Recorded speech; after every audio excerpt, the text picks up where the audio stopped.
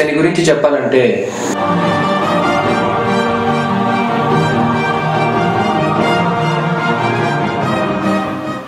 Love అంటే coin box phone లాంటిది అన్నయ్య. టైంకి దానికి ఒక కాయిన్ ఇస్తే సరిపోతుంది.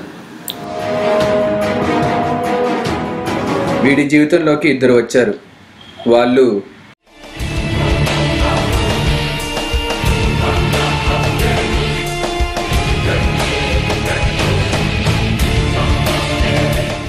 Killing is not a profession.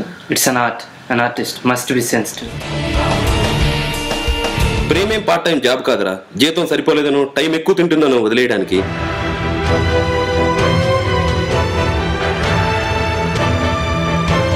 వీళ్ళు తన జీవితాన్ని ఇలా మార్చేశారు.